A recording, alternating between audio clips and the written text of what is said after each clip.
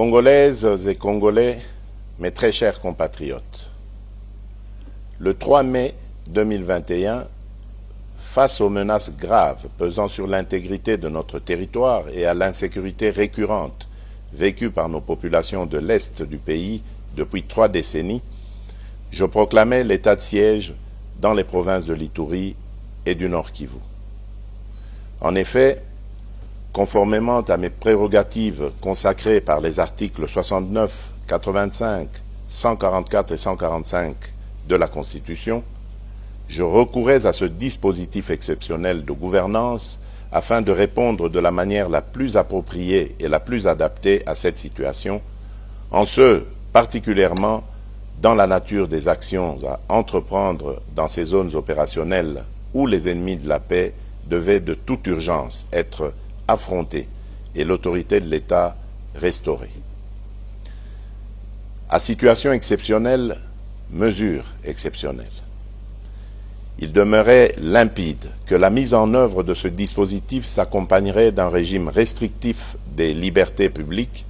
non sans incidence sur le mode de vie habituel de nos populations, immédiatement sensibilisées à consentir à d'importants sacrifices en guise de soutien patriotique à cette lutte pour la survie de notre nation.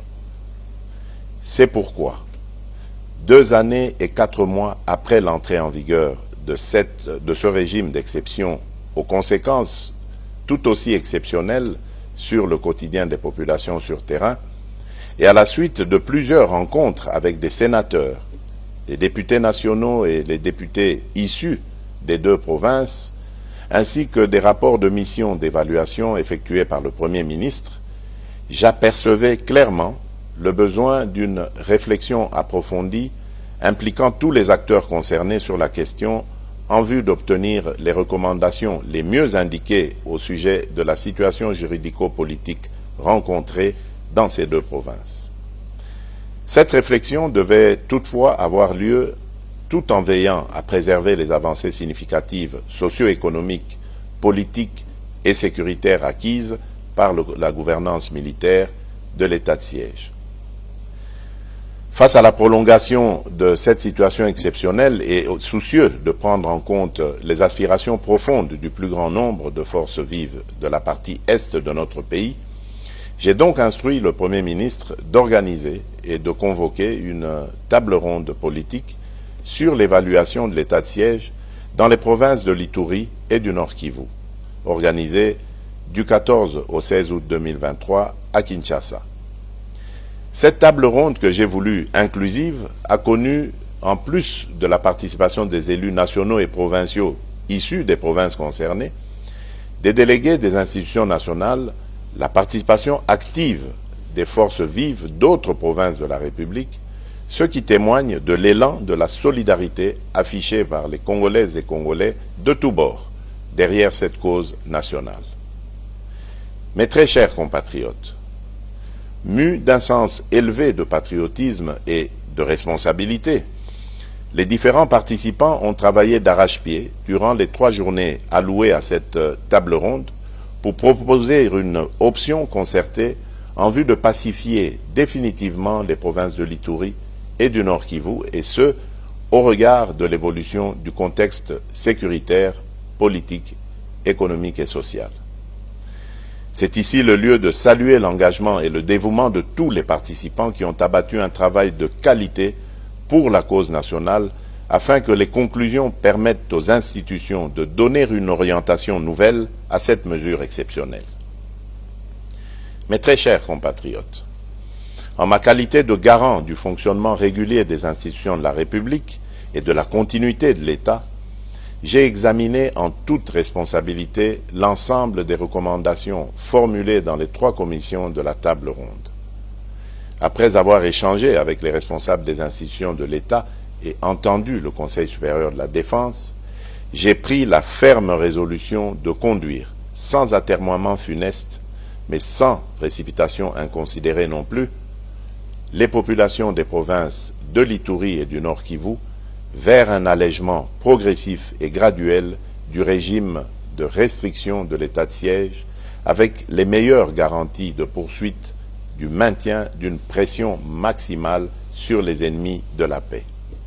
C'est pourquoi, prenant la juste mesure de l'impérieuse nécessité d'un retour sécurisé de nos populations à une vie civile et citoyenne normale d'une part, et des avancées enregistrées au cours de la gouvernance sous l'état de siège d'autre part, notamment l'amélioration de la situation sécuritaire dans certaines zones des deux provinces concernées, j'ai opté, en toute responsabilité, pour la mise en œuvre d'un dispositif transitoire graduel au terme duquel cette situation exceptionnelle devra connaître sa fin. S'inspirant des tendances dégagées des travaux de la table ronde,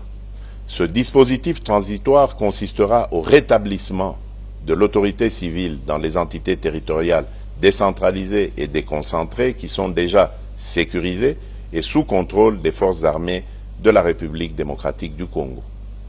Ce qui implique la levée des restrictions des libertés constitutionnelles de tous les citoyens et plus particulièrement la libre circulation des personnes et de leurs biens en mettant fin au couvre-feu, la liberté d'association, de manifestation pacifique et de réunion dans le strict respect des conditions légales. Ceci est d'autant plus important que les différents acteurs engagés au processus électoral ont droit à y participer pleinement et sans entrave aucune. Dans le même ordre d'idées, j'engage le gouvernement central à régler sans délai les arriérés d'émoluments des animateurs des institutions provinciales mises en veilleuse par l'état de siège, tel que cela leur est garanti par l'ordonnance numéro 21/016 du 3 mai 2021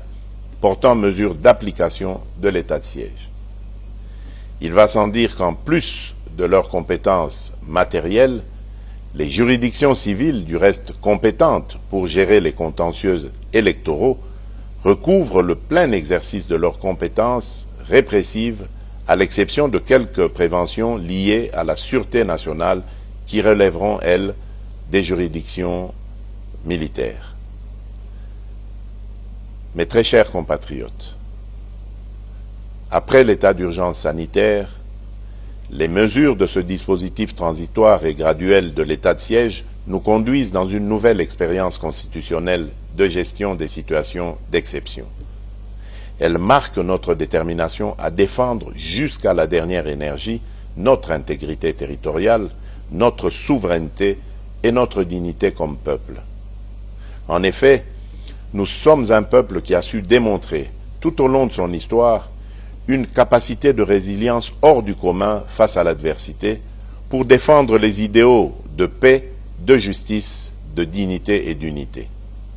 J'invite la population des provinces de l'Ituri et du Nord Kivu à accompagner et à soutenir les autorités civiles et militaires dans l'accomplissement des mesures de ce nouveau dispositif en vue de garantir l'avènement d'une paix durable sur toute l'étendue de notre pays.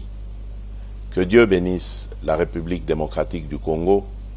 Je vous remercie.